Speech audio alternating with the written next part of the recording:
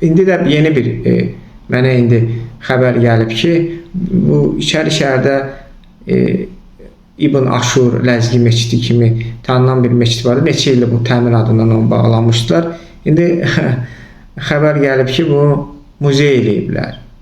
Bu meçidi niyə bağlıdır? Qoyun özünüzün maaşda oturduğunuz imamını, necə başqa meçidlərdə edirsiniz, maaşda oturduğunuz imamını qoyun. O da hər cümə, onsuz da yazılı xütbələr oxumur, oxusun, meçid fəaliyyətini davam etdirsin. Siz niyə bu meçidi muzey edirsiniz? Sovet hökumətində meçidi, nə bilim, ambar eləyirdilər. İndi müstəqil Azərbaycanda da muzey edirsiniz. İndi mən çox düşünürüz də sivil adamlar, yəni biabırçılıqdır.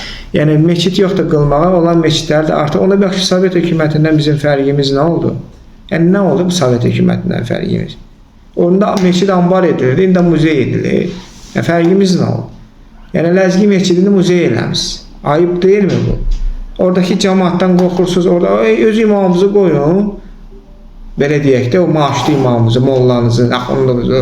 O da sizin yazılı xütbələrinizi desin, məsələ bizim də. Yəni İspaniyanın baş naziri Pedro Sanchez görəm qanun çıxartması, Quranı kim İspaniyada təhqir eləsə ona cinayət işi açılacaq. Elə bir xəbər gəlmiş, yəni bilmirəm nə qədər doğrudur və yanlış. O da belə şeydir ki, İspaniyanın baş naziri Pedro Sanchez Azərbaycan hakimiyyətindən daha çox müsəlmandır.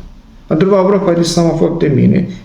Belə baxıram, Macron da sizdən daha çox müsəlman. Məsələn, Macron rəhbərlik etdiyi ölkənin də pasporta rahat şəkildə şəkil çəkdirsin hicablı. Bu yaxınlarda Rusiyada da qanun verirdi.